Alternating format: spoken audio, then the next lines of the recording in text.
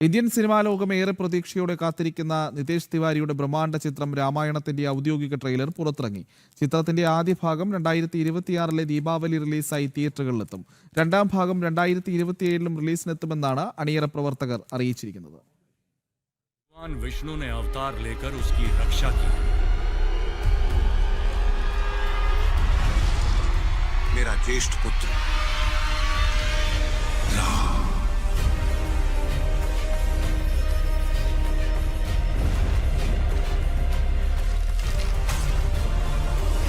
പുരാണ ഇതിഹാസത്തെ ആസ്പദമാക്കി ഒരുങ്ങിയ സിനിമ മറ്റൊരു ചലച്ചിത്ര ഇതിഹാസമാകുമെന്ന സൂചന തന്നെയാണ് ട്രെയിലർ നൽകുന്നത്.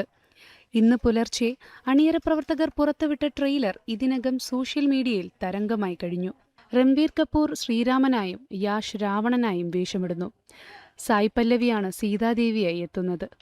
സണ്ണി ഡിയോൾ, രാഹുൽ പ്രീത് സിംഗ്, ലാര ദത്ത, വിവേക് ഒബ്രോയ്, രവി ദൂബെ തുടങ്ങിയ വൻ താരനിരയാണ് അണിനിരക്കുന്നത്. 4 മിനിറ്റിലധികം ദൈർഘ്യമുള്ള ട്രെയിലർ രാവണന്റെ സിംഹാസനാധിപത്യത്തിന്റെ ദൃശ്യങ്ങളോടെയാണ് ആരംഭിക്കുന്നത്. തുടർന്ന് ലോകത്ത് ധർമ്മം സ്ഥാപിക്കാനായി മഹാവിഷ്ണു ശ്രീരാമനായി അവതരിക്കുന്നതും മനോഹരമായി ആവിഷ്കരിച്ചിരിക്കുന്നു. ഓസ്കാർ ജേതാക്കളായ ഹാൻസ് സിമ്മറും AR റഹ്മാനും ചേർന്നാണ് സംഗീതം ഒരുക്കിയിരിക്കുന്നത്. 4000 കോടിയിലധികം മുതൽ മുടക്കിൽ പ്രൈം ഫോക്കസ് സ്റ്റുഡിയോയും DNEG, മോൺസ്റ്റാർ മൈൻ ക്രിയേഷൻസും ചേർന്നാണ് ബ്രഹ്മാണ്ഡ ചിത്രം നിർമ്മിച്ചിരിക്കുന്നത്. ഇതിഹാസം വീണ്ടും കൺമുന്നിൽ എത്തുമ്പോൾ മറ്റൊരു ഇതിഹാസത്തിനായി കാത്തിരിക്കുകയാണ് ആസ്വാദകരും ചലച്ചിത്ര ലോകവും ഒന്നാകെ. മൂവി ഡെസ്ക്, ജനം.